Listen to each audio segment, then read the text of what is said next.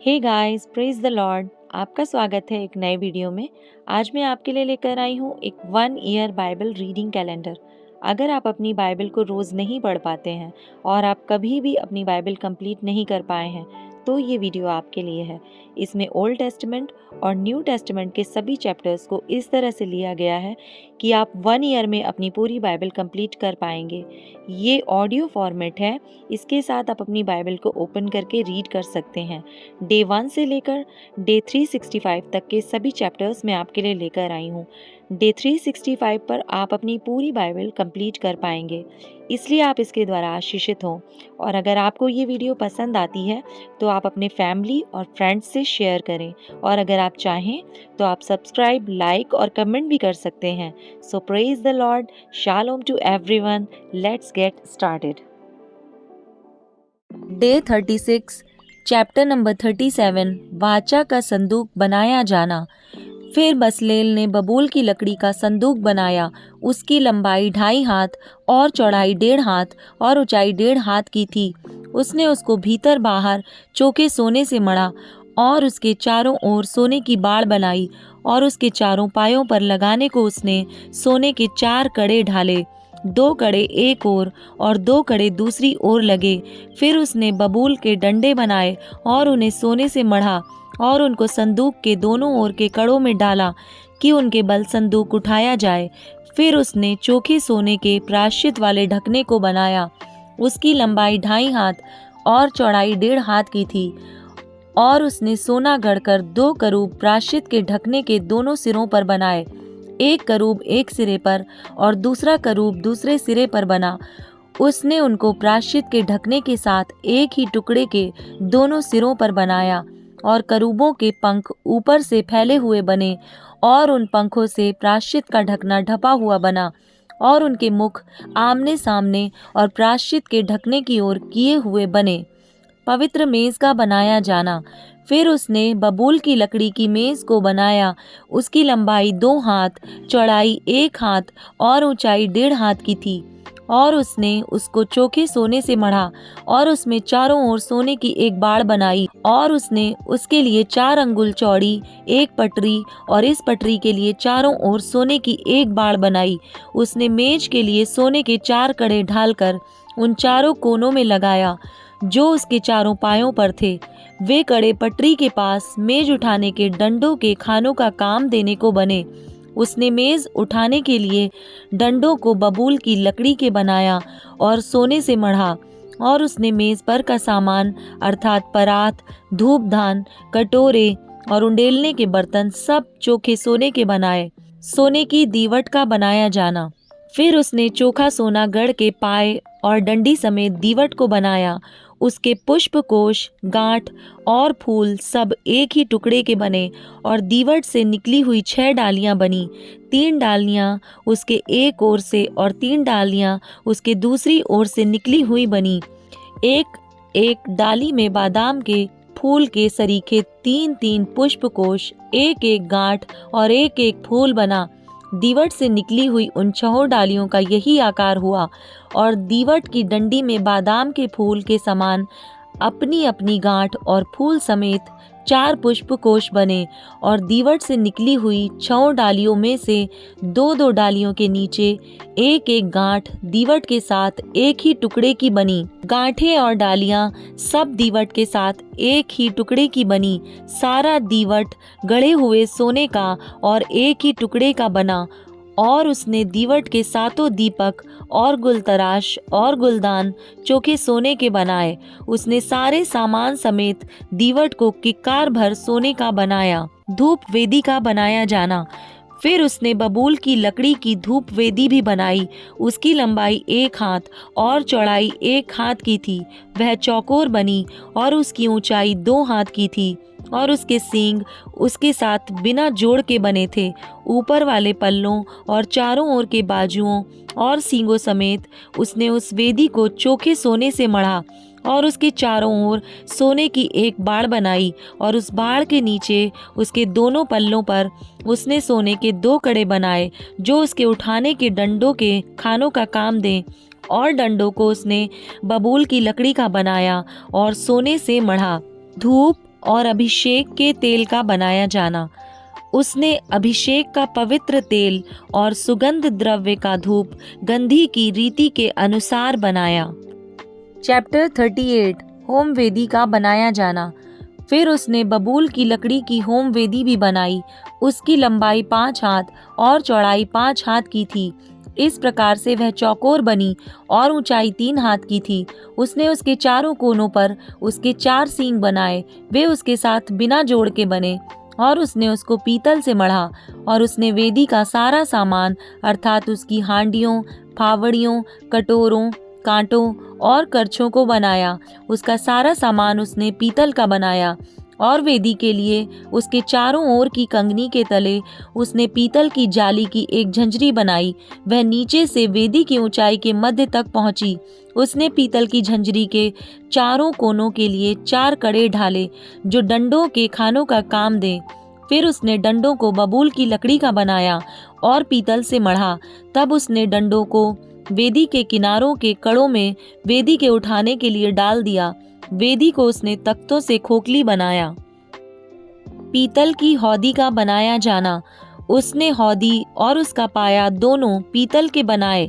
एक मिलाप वाले तंबू के द्वार पर सेवा करने वाली महिलाओं के पीतल के दर्पणों से बनाए गए। निवास स्थान का आंगन बनाया जाना। फिर उसने आंगन बनाया और दक्षिण की ओर के लिए आंगन के पर्दे बटी हुई सूक्ष्म सनी के कपड़े के थे और सब मिलाकर 100 हाथ लंबे थे। उनके लिए 20 खंबे और इनकी पीतल की 20 कुर्सियां बनी और खंभों की घुंडियां और जोड़ने की छड़ें चांदी की बनी। और उत्तर की ओर के लिए भी 100 हाथ लंबे पर्दे बने और उनके लिए 20 खंबे और इनकी पीतल की 20 ही कुर्सियां बनी। और खंभों की घुंडियां और जोड़ने की छड़ें चांदी की बनी। और पश्चिम की ओर के लिए सब पर्दे मिलाकर 50 हाथ के थे। उनके लिए 10 खंबे और 10 ही उनकी कुर्सियां थीं। और खंभों की घुंडियां और जोड़ने की छड़ें चांदी की थीं। और पूरब की ओर भी वह 50 हाथ के थे। आंगन के द्वार के एक ओर के लिए 15 हाथ के पर्दे बने और उनके लिए 3 खंबे और 3 कुर्सियां थीं। और आंगन के द्वार के दूसरी ओर भी वैसा ही बना था। और आंगन के दरवाजे के इधर और उधर 15-15 हाथ के पर्दे बने थे और उनके लिए 3 ही 3 खंबे और 3 ही 3 इनकी कुर्सियां भी थीं। आंगन के चारों ओर सब पर्दे सूक्ष्म बटी हुई सनी के कपड़े के बने हुए थे। और खंभों की कुर्सियां पीतल की और घुंडियां और छड़ें चांदी की बनी और उनके सिरे चांदी से मढ़े गए। और आंगन के सब खंभे चांदी की छड़ों से जोड़े गए थे। आंगन के द्वार के पर्दे पर बेल बूटे का काम किया हुआ था और वह नीले, बैंजनी और लाल रंग के कपड़े का और सूक्ष्म बटी हुई सनी के कपड़े के बने थे। और उसकी लंबाई 20 हाथ की थी और उसकी ऊंचाई आंगन की कनात की चौड़ाई के समान 5 हाथ की बनी। और उनके लिए 4 खंबे और खंभों की 4 ही कुर्सियां पीतल की बनी। उनकी घुंडियां चांदी की बनी और उनके सिरे चांदी से मढ़े गए और उनकी छड़ें चांदी की बनी। और निवास और आंगन के चारों ओर के सब खूंटे पीतल के बने थे। निवास स्थान में प्रयुक्त धातुओं का विवरण। साक्षी पत्र के निवास का सामान जो लेवियों के सेवा कार्य के लिए बना और जिसकी गिनती हारून याजक के पुत्र इतामार के द्वारा मूसा के कहने से हुई थी, उसका विवरण यह है। जिस जिस वस्तु के बनाने की आज्ञा यहोवा ने मूसा को दी थी, उसको यहूदा के गोत्र वाले बसलेल ने, जो हूर का पोता और ऊरी का पुत्र था, बना दिया। और उसके संग दान के गोत्र वाले अहीसामाक का पुत्र ओहोलियाब था, जो नक्काशी करने और काढ़ने वाला और नीले, बैंजनी और लाल रंग के और सूक्ष्म सनी के कपड़े में कढ़ाई करने वाला निपुण कारीगर था। पवित्र स्थान के सारे काम में जो भेंट का सोना लगा, वह पवित्र स्थान के शेकेल के हिसाब से 29 किक्कार और 730 शेकेल था। और मंडली के गिने हुए लोगों की भेंट की चांदी पवित्र स्थान के शेकेल के हिसाब से 100 किक्कार और 1775 शेकेल थी। अर्थात जितने 20 वर्ष के और उससे अधिक आयु के गिने गए थे, वे 6,03,550 पुरुष थे। और एक एक जन की ओर से पवित्र स्थान के शेकेल के अनुसार आधा शेकेल, जो एक बेका होता है, मिला। और वह 100 किक्कार चांदी पवित्र स्थान और बीच वाले पर्दे दोनों की कुर्सियों के ढालने में लग गई। 100 किक्कार से 100 कुर्सियां बनी, एक एक कुर्सी 1 किक्कार की बनी। और 1775 शेकेल जो बच गए उनसे खम्भों की घुंडियां बनाई गईं और खम्भों की चोटियां मढ़ी गईं और उनकी छड़ें भी बनाई गईं। और भेंट का पीतल 70 किक्कार और 2400 शेकेल था। इससे मिलाप वाले तंबू के द्वार की कुर्सियां और पीतल की वेदी, पीतल की झंझरी और वेदी का सारा सामान और आंगन के चारों ओर की कुर्सियां और उसके द्वार की कुर्सियां और निवास और आंगन के चारों ओर के खूंटे भी बनाए गए। Matthew chapter 23 verse number 23 to 39। हे कपटी शास्त्रियों और फरीसियों, तुम पर हाय, तुम पुदीने और सौंफ और जीरे का 10वां अंश तो देते हो, परंतु तुमने व्यवस्था की गंभीर बातों को अर्थात न्याय और दया और विश्वास को छोड़ दिया है। चाहिए था कि इन्हें भी करते रहते और उन्हें भी ना छोड़ते। हे अंधे अगुओं, तुम मच्छर को तो छान डालते हो, परंतु ऊंट को निगल जाते हो। हे कपटी शास्त्रियों और फरीसियों, तुम पर हाय, तुम कटोरे और थाली को ऊपर ऊपर से तो मांजते हो, परंतु वे भीतर अंधेर और असंयम से भरे हुए हैं। हे अंधे फरीसी, पहले कटोरे और थाली को भीतर से मांज, कि वे बाहर से भी स्वच्छ हों। हे कपटी शास्त्रियों और फरीसियों, तुम पर हाय, तुम चूना फिरी हुई कब्रों के समान हो, जो ऊपर से तो सुंदर दिखाई देती हैं, परंतु भीतर मुर्दों की हड्डियों और सब प्रकार की मलिनता से भरी हैं। इसी रीति से तुम भी ऊपर से मनुष्यों को धर्मी दिखाई देते हो, परंतु भीतर कपट और अधर्म से भरे हुए हो। शास्त्रियों और फरीसियों पर दंड की भविष्यवाणी। हे कपटी शास्त्रियों और फरीसियों, तुम पर हाय, तुम भविष्यद्वक्ताओं की कब्रें संवारते और धर्मियों की कब्रें बनाते हो और कहते हो, यदि हम अपने बाप दादों के दिनों में होते तो भविष्यद्वक्ताओं की हत्या में उनके साझी ना होते। इससे तो तुम अपने पर आप ही गवाही देते हो कि तुम भविष्यद्वक्ताओं के हत्यारों के संतान हो। अतः तुम अपने बाप दादों के पाप का घड़ा पूरी तरह भर दो। हे सांपों, हे करैतों के बच्चों, तुम नरक के दंड से कैसे बचोगे?